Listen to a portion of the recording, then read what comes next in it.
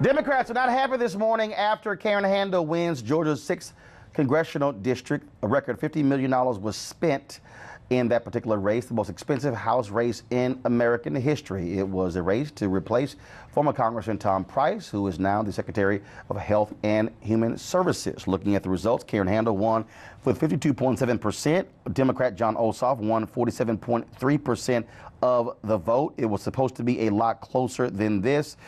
It was a hard-fought race. Ossoff, of course, won the initial primary with a number of candidates in that race. But when it came down to these two, this Republican district was one that was won by Handel. Last night, Ossoff talked about losing this race and what's next.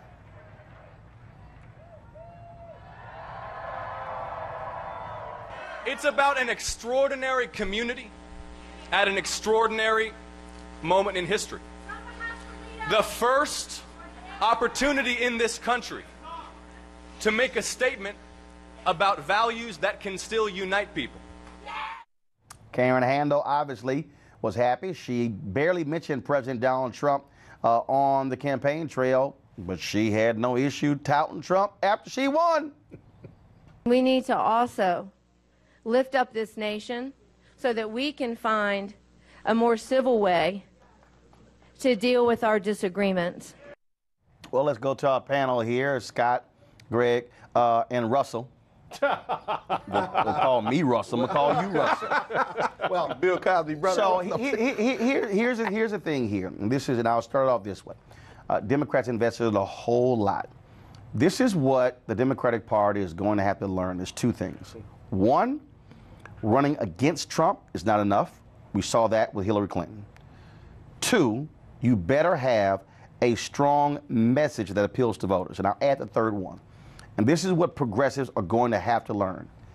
You cannot, congressional races are local races. They're not statewide races. They're not a presidential race. You must tailor races and tailor candidates to that particular seat. Democrats cannot win in the South if you have far left candidates. You simply cannot. You're going to have to accept the fact where you're going to have moderate Democrats who might be progressive on economic issues and others, who might be what they call socially conservative on some other issues, but you're not going to have a bunch of Bernie Sanders or Nancy Pelosi's running in Southern congressional seats. You're not. Yeah, but I think Ossoff took that message with the three things you said. He ran as a moderate, even though he was a progressive. He actually ran as an independent. Absolutely. He rarely ever mentioned Trump on the campaign trail. He's critical of both parties as well. Absolutely. And so I think what you take away from this race is you got a lot of money in the media piece, but these are practice runs for the Democrats because the big deal is 2018. What do we learn from this race? Remember, these are deeply red. All four of these races, based on Trump's appointments, all four were heavily red. Montana, South Carolina.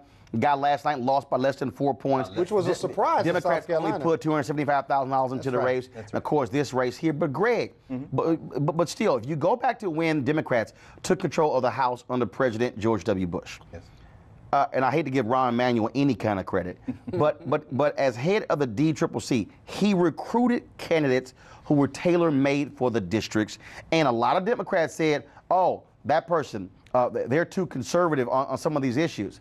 Okay, you got to make a decision. Do you want to win, or do you want perfect candidates? That's the question. I mean, there's a reason why you ban our brother Barber from the North Carolina legislature. Fusion politics works. Jon Ossoff was a flawed candidate. He was a carpetbagger, really. And if they had a different candidate, they might have won. But as Scott says, it was a deeply red district. And what we have to understand is it is local politics, but they weren't running against Trump. Remember, Handel didn't mention Trump except when she was at fundraisers and things like that. But they're running against a sentiment in this country, a pro-white supremacist sentiment that is going to continue to fracture. Trump lost the popular vote. This sentiment is only going to be held together as long as white people like these people who were in white flight from Atlanta, which is what that county is, continue to hold on to cultural ideology that's ultimately going to damage them. You're going to talk about health care in a minute. There's a reason they can't do it. Yeah. They're still holding on to it. Yeah, they're holding on to it. For the Republicans to win that district, in light of all the negative energy swirling around Trump and the Trump administration, this is a damning indictment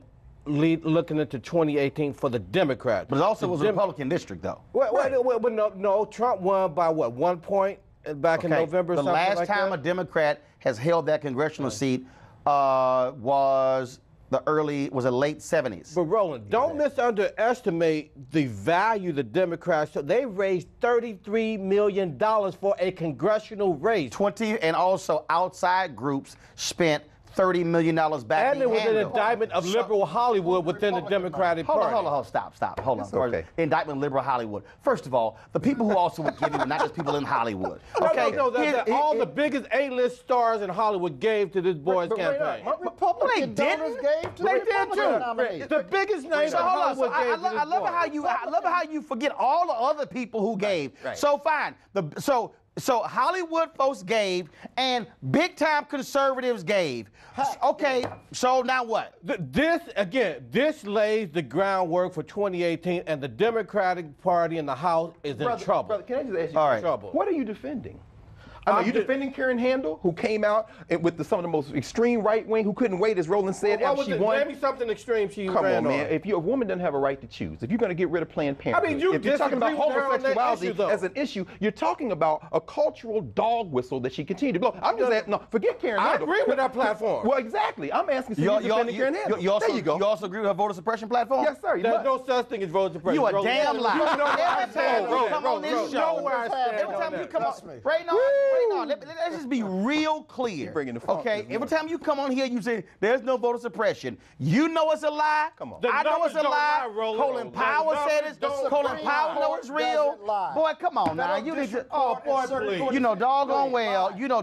Voter suppression is real. Scott, They surgically cut up those districts. okay, in Read the North court Carolina, case. that's You a just read different Supreme issue Court. there. There's several. Those states folks, that those have been Republicans appealed. in North Carolina Is have that- lost the that Supreme daggone Court. line. Is that voter suppression? That's the voter suppression. That in North agenda. Carolina, yes. Oh my God! But it's You okay. actually admitted it actually exists. But not nationwide. It's No, okay. no, no, Yeah, no. okay. That was okay. one Yeah, all right. specific instance. Okay. It's okay. Okay, all No, right. no, Let me go to my next story real quick. Republican senators are working to rush through their version of a health care bill that will repeal and replace the Affordable Care Act. They don't want anybody to know what's in the bill. Lawmakers on both sides say they're annoyed with how this whole thing is going down.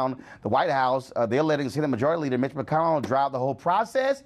And he's like, look, we've been talking about this thing for 7 years. We don't need to have meetings. What meetings? What conversation? What's wrong with y'all? We don't need any of that sort of stuff. But again, of course, McCain's not happy, but let's hear first from McConnell. We've been discussing all the elements of this endlessly for 7 years.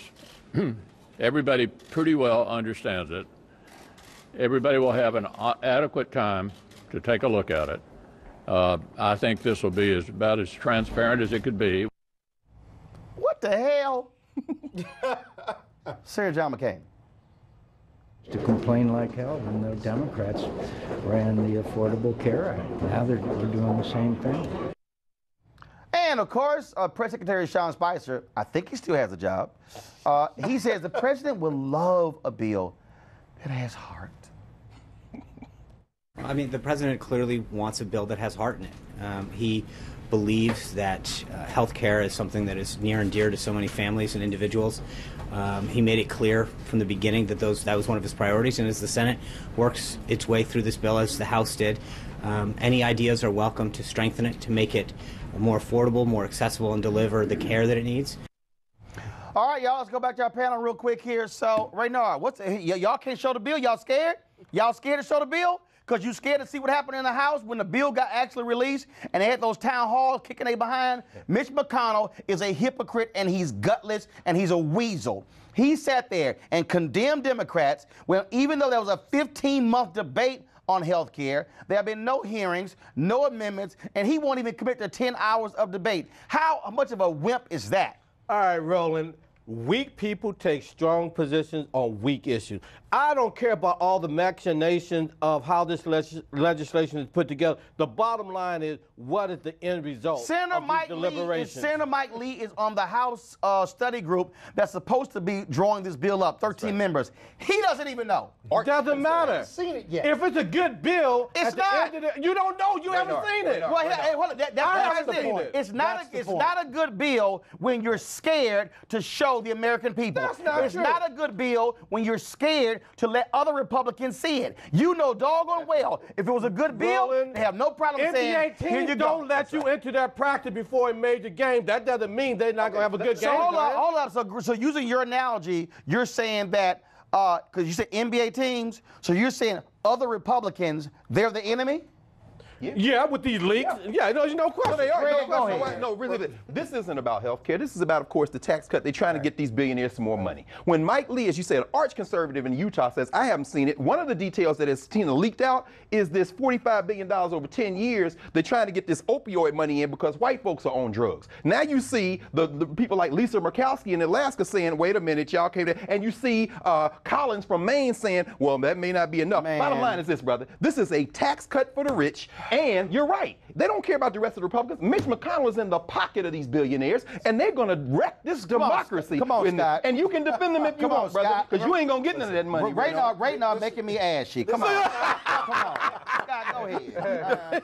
The thing to watch in this bill when it comes out, if it ever comes out, is how much of the Medicaid expansion is going to stay in. The moderate senators, Republicans, and from states that need that Medicare, Medicaid expansion, they're going to fight for that. The thing is, it's going to be a very different bill. They're going to have to go to conference, and I'll be honest with you, we may never get a health care bill out, and Obamacare will live, because we know 80% prefer Obamacare to whatever else has come out of the House and Senate right now. What Republicans should have done is let it self-destruct, come in and be the savior of it. Obamacare is a unstable market for the insurance companies. That's why the insurance companies are pulling out. Bring it down. Stop Scott. it. That's right. Stop it. 17% of the American people likes the Republican health care bill. You were rolling. You know, I don't deal with polls. I don't deal with You polls. don't deal with polls. Oh, now you don't deal with Last polls. You're going to deal with the country coming apart. Okay, though, all brother. right. A peaceful protest turned deadly. 37-year-old black man was shot and killed by Baton Rouge police. Your hands are in the air,